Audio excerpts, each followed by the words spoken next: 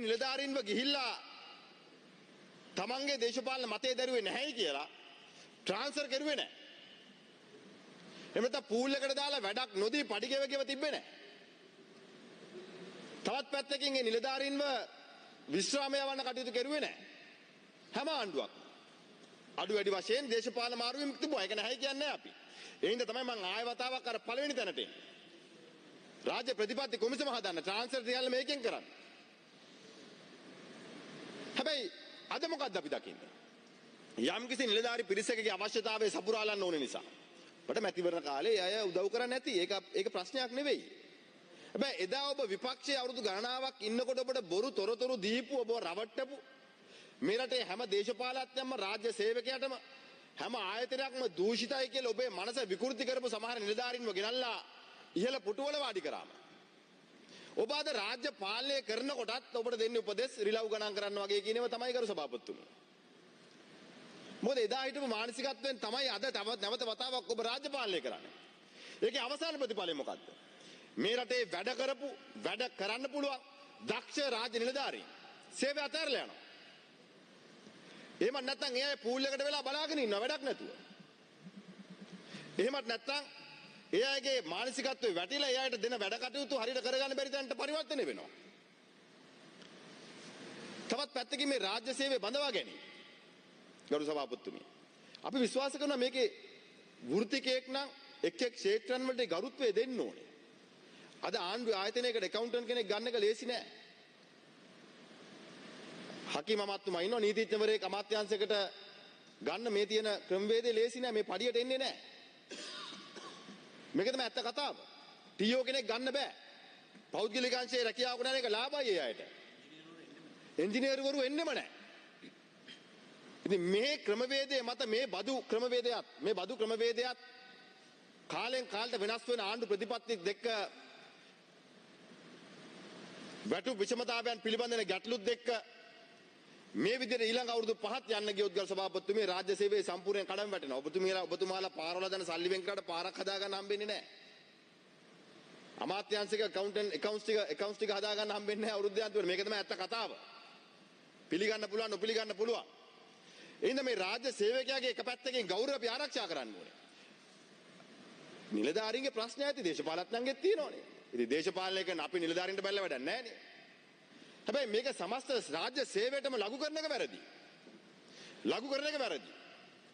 තියෙන අපි විශ්වාස කරනවා මේ රාජ්‍ය සේවකයාගේ ගෞරවය ආරක්ෂා කරනවා වගේම එයාට හොඳ වැටුපක් දෙන්න ඕනේ. දැන් මූලික වැටුපක වැඩි කරපු එක ගැන මහා පරිමාණය කතා වෙනවා.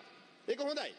හැබැයි මූලික වැටුප වැඩි කරන්න යන මුහවෙන් අනිත් දීමනා ටික කපලා නම් අවසානයේ ගෙදර යනකොට පර්ස් එකට බැංකුව ගිණුමට සල්ලි ටික වැටෙනකොට වැටිච්ච ප්‍රමාණය වෙනස් නම් විශේෂයෙන්ම දුෂ්කරක් සේවක කටයුතු කරන රාජ්‍ය සේවකයෙක්ට නිලධාරියෙක්ට වෛද්‍යවරයෙක්ට මානසික තෘප්තියක් නැත්තම් ඒක ඇතුලේ දේශපාලනීකරණය වෙලා නම් ගරු සභාපතිතුමිය ඒ තුල සමස්ත රාජ්‍ය ආන්තරයම කඩා වැටෙන්න දින ඉඩ ප්‍රස්තාව වැඩි කියන එකත් අපි ආණ්ඩුවට මතක් කරලා දෙනවා. පෙර මේ සභාව ආමන්ත්‍රණය කරා මේ හිටපු ජනාධිපතිවරු දෙන්නෙක්ගේ පුත්‍ර රත්නයන් දෙන්නෙක් බේබිලා දෙන්නෙක්. ඒ දෙන්න විසින් මතු කරපු කාරණාවලට පොඩි පැහැදිලි කිරීමක් කරගෙනම මේ කතාව ආරම්භ කරන්න කියලා මම හිතුවා. අපේ විපක්ෂ නායකතුමා කිව්වා මේ දේශපාලන පරිගැනීම් ගැන රත්නපුරත් මතක් කරමු. අතරම දෛවයේ සරදමක් රත්නපුරේම හිටපු මහදිසාපති දිස්ත්‍රික් ලේකම් වර්තමානයේ දකුණු පළාත් ආණ්ඩුකාර හරිචන්ද්‍ර මැතිතුමා බන්දුල හරිචන්ද්‍ර. එතකොට ඔහු විරුද්ධ වුණා ඒ සමයේ රත්නපුර දිස්ත්‍රික්කයේ කැලෑ විනාශ කරමින් ගස් කැපෙමින් මහ විනාශයක් කරා. එතකොට ඒකට විරුද්ධ වුණා බන්දුල හරිචන්ද්‍ර හිටපු දිසාපතිතුමා. ඒකට මොකද කරේ? අපි විපක්ෂ නායක මන්ත්‍රීතුමා විපක්ෂ නායකතුමා හිටපු යහපාලන ආණ්ඩුව 2015 2016 පූල් එකේ තිබ්බ බන්දුල හරිචන්ද්‍ර. ඔන්න දේශපාලන පරිගැනීම්. ඒ විතරක් නෙමෙයි. ඊට පස්සේ ඒකට මැදිහත් උනේ කවුද? ඒ ආණ්ඩුවේ හිටපු තලතා අතුකෝරල රත්නපුරේ മന്ത്രിතුමිය, හිටපු ඇමතිතුමිය, ඊට ඇමතුමා ජෝන් අමරතුංග. එහෙමයි කරේ. ඒ විතරක් නෙමෙයි මේ තවත් උදාහරණයක් අපේ අනිත් බේබිට. 2021 හිටපු ගෝඨාභය රාජපක්ෂ ජනාධිපතිවරයා. ඔහු යනවා සංචාරයේ ගම සමග පිළිසඳරට ගියා. ගම සමග පිළිසඳරට ගිහිල්ලා මීමුරේ එතෙන්දි මතුවනා රක්ෂිතයට ඇතුල් වීම සම්බන්ධව සාමාන්‍ය වැසියෝ. එහිදී ඔහු උපදෙස් දෙනවා සාමාන්‍ය මිනිසුන්ට ගිහිල්ලා රක්ෂිතේ ගිහිල්ලා ඕන දෙයක් කරන්න කියලා. ඊට පස්සේ ඒ අවස්ථාවේ මේ බන්දුල හරිචන්ද්‍ර මැතිතුමාම ඔහු හිටියේ වනජීවී හා වන සංරක්ෂණ අමාත්‍යාංශයේ කැබිනට් ලේකම්. ඔහු මේක නීතිමය තත්ත්වය පැහැදිලි කරනවා. ඊට පස්සේ මොකද කිව්වේ? ඊට පස්සේ කියනවා මගේ වාක්‍ය තමයි ගැසට් වෙන්නේ නීති වෙන්නේ. එහෙම කියලා මොකද කරේ? බන්දුල හරිචන්ද්‍ර මැතිතුමා මාස 3ක් පූල් එකේ තිබ්බා. එහෙමයි වුණේ. දැන් මේ දෙන්නම විපක්ෂ නායකතුමයි අපේ අනිත් බේබී දෙන්නම කියනවා දේශපාලන බලි ගැනීම. එහෙමයි වුණේ. ඒ විතරක් නෙවෙයි විපක්ෂ නායකතුමා මේ උපාධාරීන්ගේ රැකියාව ගැනත් කතා කරනවා. ඉතා පැහැදිලිවම අපේ ජනාධිපතිතුමා අනුර දිසානායක සහෝදරයා ඉදිරිපත් කරපු අයවැය කතාව අහන්න. ඒක පැහැදිලිව තියෙනවා රුපියල් මිලියන 10000ක් වෙන් කරනවා.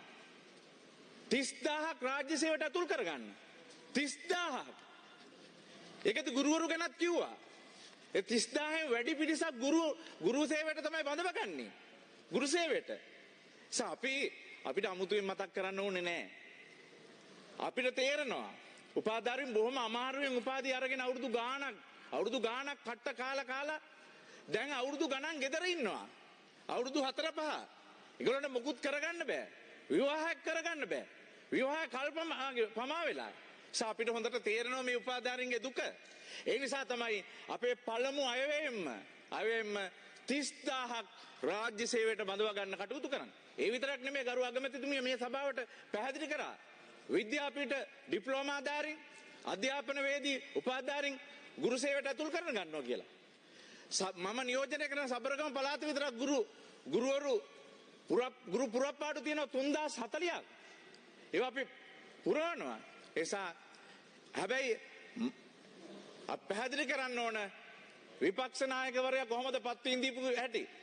හැබැයි අපි මේ පත්වීම් දෙන්නේ සියඹලා ගස් යට උසනම් සිකියුරිටි මිටිනම් කම්කරු උපාධාරීන් පෝලිං කළා නෙවෙයි. ඊටාම විනිවිදභාවයේ යුක්තව හොඳ තරඟ විභාගයක් තියලා හරිය ක්‍රමානුකූලව දේශපාලන මැදිහත් වීමෙන් තොරව සියලු දෙනාටම රැකියා දෙනවා.